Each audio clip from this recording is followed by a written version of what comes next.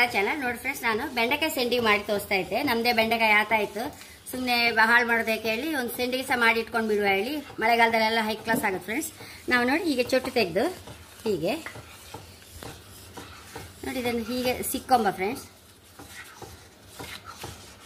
ಇದನ್ನು ಪುನಃ ಎರಡು ಮಾಡಿ ಹೀಗೆ ಮಜ್ಜಿಗೆ ಹಾಕೊಂಡು ಬಿಡುವ.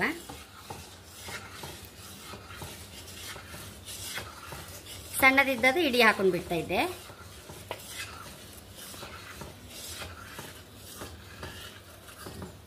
ಎಲ್ಲ ಹೀಗೆ ಮಾಡಿಕೊಂಡು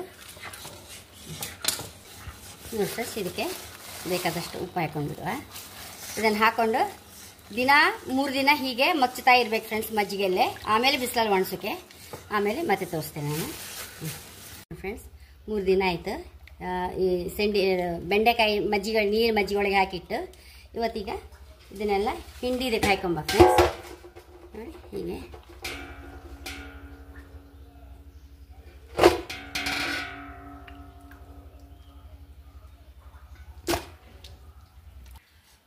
ನೋಡಿ ಫ್ರೆಂಡ್ಸ್, ಎಲ್ಲರೂ ಇದನ್ನು ಹೀಗೆ ಒಣಸಿ ಬಿಡ್ತಾರೆ.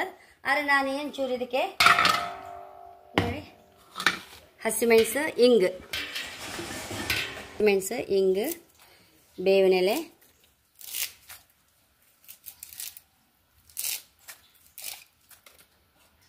ನೋಡಿ ಫ್ರೆಂಡ್ಸ್, ಮೆಂತೆ ಸ್ವಲ್ಪ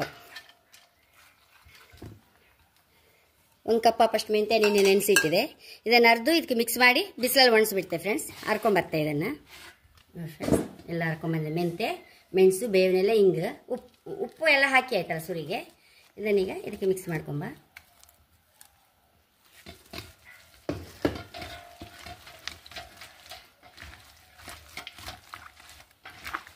ನೋಡಿ ಫ್ರೆಂಡ್ಸ್, ಎಲ್ಲ ಹೀಗೆ ಒಂದು ಹರಿವಾಣಕ್ಕೆ ಹಾಕೊಂಡು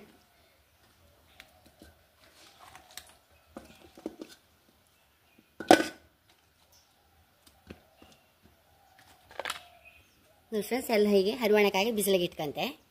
ನೋಡಿ ಫ್ರೆಂಡ್ಸ್, ಬೆಂಡೆಕಾಯಿ ಒಣಗಿದ ಮೇಲೆ ಎಷ್ಟೊಂದು ಚೂರು ಆಯ್ತು ನೋಡಿದ್ದು.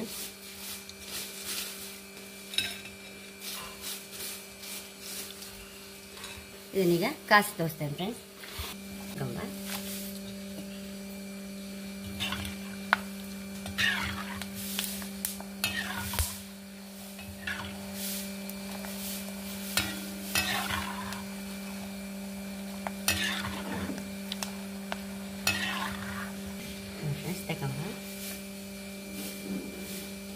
ಎಷ್ಟು ರುಚಿಯಾದ ಬೆಂಡೆಕಾಯಿ ಸೆಂಡಿಗೆ ಹೈ ಕ್ಲಾಸ್ ಆಯಿತು ನೋಡಿ.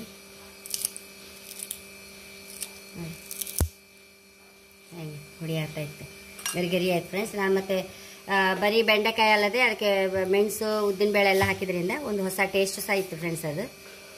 ಹಾಗೆ ಎಲ್ಲರೂ ಟ್ರೈ ಮಾಡಿ, ಬಿಸಿಲಿರುವಾಗ ಬೆಂಡೆಕಾಯಿ 1 kg ತಗೊಂಡಾರೆ ಹೀಗೆ ಮಾಡ್ಕೊಂಡು ಫ್ರೆಂಡ್ಸ್. ಹಾಗೆ ಹೇಳೋಕ್ಕೆ ಇಷ್ಟಪಡ್ತೇನೆ. ನನ್ನ ಚಾನಲ್ ಇಷ್ಟ ಆದರೆ ಸಬ್ಸ್ಕ್ರೈಬ್ ಮಾಡಿ, ಲೈಕ್ ಮಾಡಿ, ಕಾಮೆಂಟ್ ಮಾಡೋದು ಮರೆಯಬೇಡಿ. Thank you.